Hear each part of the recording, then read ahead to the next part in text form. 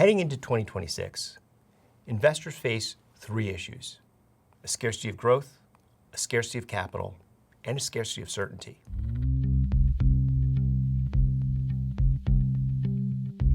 To battle that, we need a three-pronged strategy. You need to anchor your portfolio into highly profitable companies, but you need to cast a wider net for sources of returns, and you need to be actively reducing volatility. To find high profitability companies, the U.S. still remains an important allocation, but we're also seeing a broadening of earnings growth and profitability across global equity markets. That not only helps you cast a wider net, but it also helps you with diversification. In Japan, we're seeing corporate governance reforms. In Europe, some fiscal stimulus around defense spending ignited a value rally, but quality companies have not rallied yet, and there's still a lot of opportunity there. And in emerging markets, we see a broad set of themes that can continue to drive those markets higher.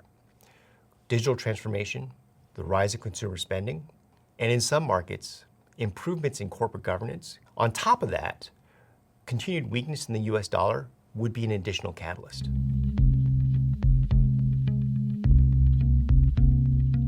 The biggest risk that investors face is the complacency about risk. You never know which headline is going to trigger a market-moving event. If you remember through last year, we had DeepSeek in January. We had the tariff announcement in April. We had the jobs report on August 1st that set off a speculative growth rally. To prepare for that volatility, investors need to think about a number of strategies. Being defensive is one of them, but so is diversification. We need to diversify across styles and across regions. Even in strategies that seek higher returns, we need to understand that we have concrete risk mitigation strategies when volatility does erupt. There's an ongoing debate about U.S. exceptionalism. We don't expect sustained structural U.S. underperformance. U.S. companies have a lot of advantages: access to capital, innovation, and high corporate profitability. But the gap that we've seen to other markets could start to narrow. We have catalysts such as corporate reform in Japan, capital discipline in Europe, and emerging profitability across emerging markets. That spells opportunities for diversification.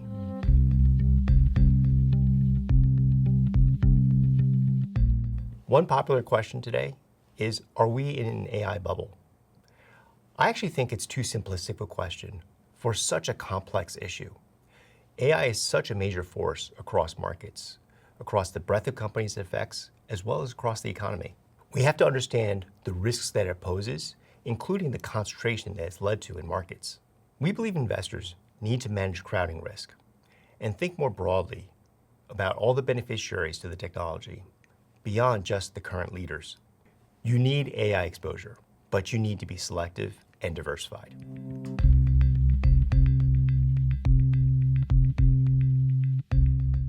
2025 was a very difficult year for quality companies. In an environment where the Fed was about to cut rates, investors got very excited about speculative growth companies.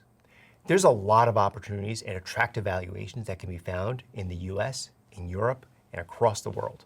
Quality companies are companies with durable profitability that can generate long-term earnings growth. History tells us that investing in these companies is an important strategy for generating long-term returns.